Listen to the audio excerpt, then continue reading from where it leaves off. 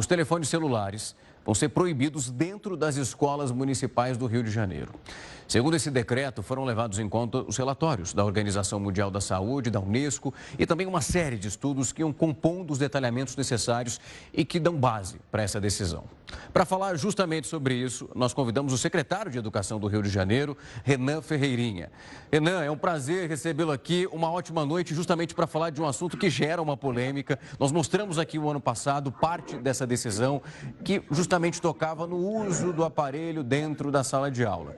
Quando a gente olha para essa chegada aqui, mês de fevereiro, as aulas retornando ali aos poucos, eu queria entender do ano passado para cá, antes da gente falar dessa nova, o que foi aplicado, essa nova iniciativa que foi já publicada no decreto, o que vocês conseguiram perceber em relação já do ano passado para essas medidas que reforçam a decisão embasada e também tomada nesse ano de 2024? O que foi colhido até aqui?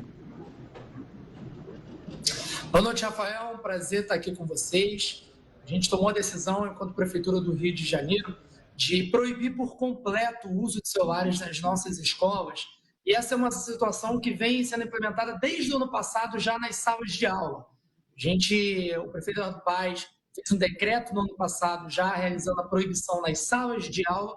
Foi muito bem recebido pela comunidade escolar, pelos professores, pelas famílias. E a gente fez uma nova ação que foi uma consulta pública no final do ano passado e no começo desse ano, para perguntar para a população, para a sociedade carioca, sobre a expansão para o recreio e para os intervalos. Por quê, Rafael? Porque é muito importante que a gente preserve o caráter de convivência social que é importante para as nossas escolas. Escola é local de aprendizagem e de interação humana. E quando a gente vê as nossas crianças, os nossos jovens isolados na sua própria tela de celular, infelizmente isso não acaba acontecendo. Então, baseado na nossa consulta pública, que teve 83% de opiniões favoráveis, nos estudos de diversos especialistas que estão de acordo com essa medida, e as decisões de outros países que largaram na frente do Brasil, a decisão do Rio de Janeiro é pioneira nesse sentido. Nós somos o primeiro local a decretar por completo a proibição do uso de celulares. A gente avançou com essa medida.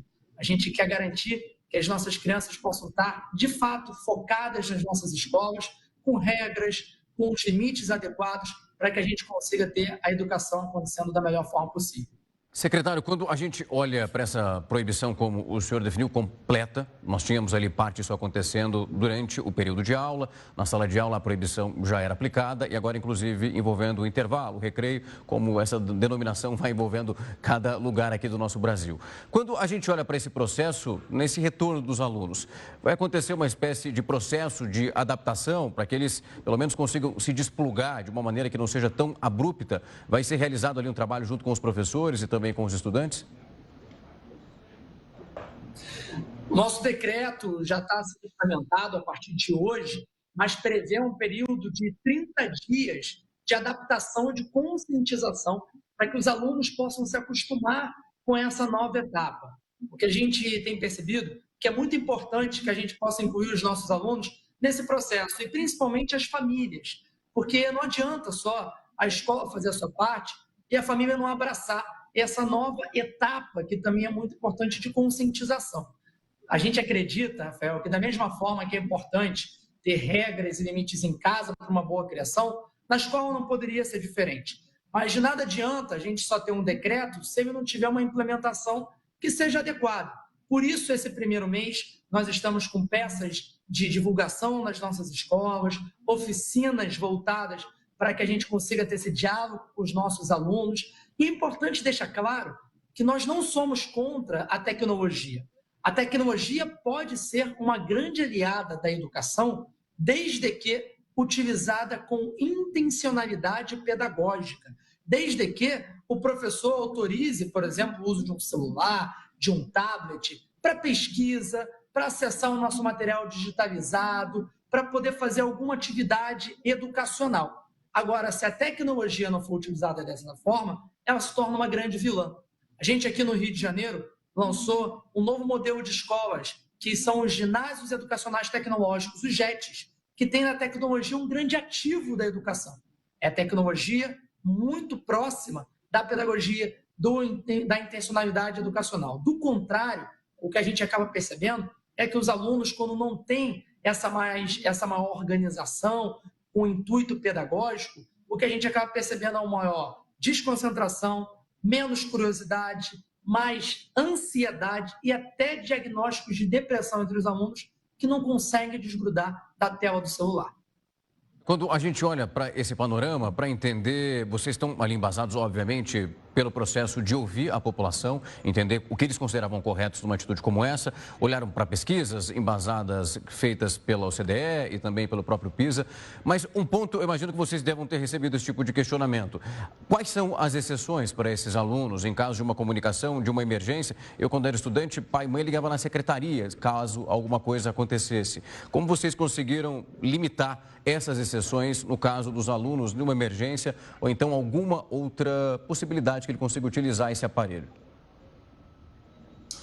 Nós temos essa nova regra geral agora da proibição do uso de celulares nas salas de aula e inclusive nos recreios e intervalos, mas nós estamos prevendo nesse decreto já exceções que são muito importantes. Por exemplo, o aluno chega na escola, quer avisar para a família que chegou bem, que está tudo certo e que vai começar a estudar. Ele manda mensagem, pode ligar para a família, desde que antes de entrar na sala de aula. Mesma coisa, acabou a última aula, quer contactar a família, quer utilizar o celular, desde que fora da sala de aula. Outra situação, o professor, a professora entende que tem um uso pedagógico e quer autorizar o uso do celular, do tablet, isso também é permitido. Se tem uma situação voltada na cidade de chuva intensa ou que a cidade do Rio de Janeiro precise estar no estágio 3 de operação, que é um estágio mais de alerta na cidade, também é permitido, porque nesses casos as famílias querem entrar em contato com os seus filhos. Mas lembrando que nossas escolas têm telefones fixos, telefones celulares, WhatsApp para todas as escolas também. Uma outra exceção importante, em casos de saúde, necessita de um aparelho tecnológico, ou os nossos alunos da educação de jovens e adultos, que obviamente também necessitam de uma maior flexibilidade. Ou seja, nós levamos em consideração todas essas diferentes situações, colocamos no decreto. Por isso é importante também ter uma consulta pública. Muito dessas situações, dessas exceções vieram desse contato com a população, com a sociedade, para permitir que a gente tomasse essa decisão pioneira no nosso país e avançar com um tema que tem ganhado cada vez mais repercussão global. A conexão do aluno tem que ser com os amigos, com os professores e com a escola, não com o celular. Secretário, quando a gente olha para esse cenário, decreto publicado, determinação feita para ser cumprida. Caso alguma resistência aconteça e seja um pouco mais difícil em casos isolados com alguns alunos, como que vai ser feito esse acompanhamento e também o aconselhamento, a abordagem, para que ele consiga se enquadrar dentro do que já foi estabelecido pela Secretaria? Um dos principais aspectos e resultados desse decreto é estabelecer e cada vez mais enfatizar a autoridade do professor na sala de aula, a autoridade da diretora na escola, e como qualquer outra situação que o professor, que a diretora tente realizar, por exemplo, se um aluno está falando muito, está fazendo bagunça, o professor adverte esse aluno, chama atenção, pode encaminhar esse aluno para a secretaria escolar, para a direção escolar. Mesma coisa agora com o uso do celular. A direção da escola pode, inclusive, convocar os responsáveis para a escola, pegar esse aparelho enquanto esse aluno não estiver respeitando e só liberar com os responsáveis. Tudo que uma escola já realiza com qualquer outra situação que acontece numa escola relacionada ao aspecto comportamental desse aluno. O que a gente quer aqui é passar um recado claro de que na sala de aula a autoridade do professor tem que ser respeitada, a autoridade do diretor da escola tem que ser respeitada na escola, e a gente pede para que as famílias nos ajudem nesse processo. A gente precisa fazer com que a parceria escola e família seja a fórmula adequada para uma educação de qualidade. E essa medida vem muito nessa direção. Secretário, um prazer recebê-lo aqui. Obrigado por encontrar um tempo na agenda para trazer um pouco mais de explicação de como vai funcionar o processo a partir de agora, envolvendo os alunos das escolas municipais. Muito obrigado por nos atender. Uma ótima noite.